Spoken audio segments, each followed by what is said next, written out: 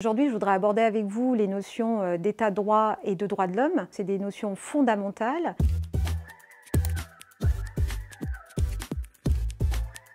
En synthèse, si on veut un petit peu simplifier les notions, les vulgariser, ce que l'on peut dire, c'est que l'état de droit, c'est vraiment le système institutionnel qui va être garant pour que la règle de droit soit respectée par tous, gouvernants comme gouvernés. Les droits de l'homme, ça peut faire partie de cette règle de droit qui va être respectée, mais les droits de l'homme, ils ont théoriquement une étendue qui est beaucoup plus mondiale. Un état de droit, il ne suffit pas de le dire pour qu'il soit sacré et qu'on ne puisse plus le toucher. C'est l'œuvre de chacun de veiller à ce que l'état de droit reste.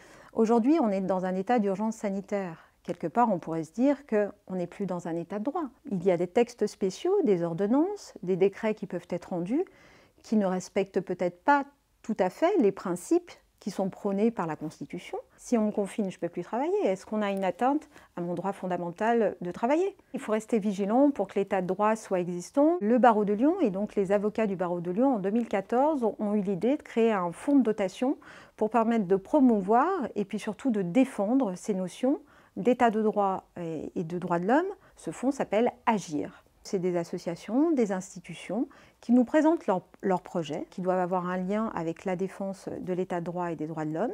On va regarder quel est l'intérêt du projet et si ce projet emporte notre adhésion, on va lui attribuer une certaine somme d'argent pour pouvoir aider. On dote une association qui s'appelle le Bus du droit. Il y a plusieurs institutions qui ont participé à l'émergence de ce bus du droit. La porte de ce bus du droit, c'est les Restos du Cœur. Et dans ce bus, il y a un avocat qui va stationner avec le bus et qui va donner des consultations aux personnes qui sont présentes. Un exemple que l'on a doté assez récemment, c'est Lire pour s'en sortir. Donc c'est une association qui intervient dans les prisons pour permettre aux détenus d'accéder à la lecture. Le détenu va pouvoir également acheter un livre pour un enfant. Quand il aura le rendez-vous parloir avec cet enfant, il va pouvoir lui remettre ce livre et l'enfant va l'emmener chez lui.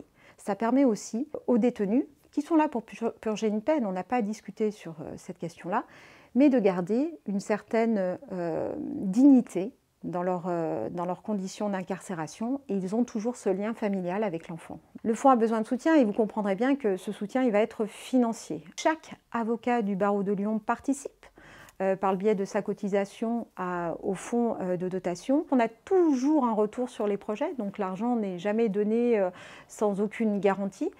Et donc tout le monde peut participer, les avocats, mais aussi le citoyen.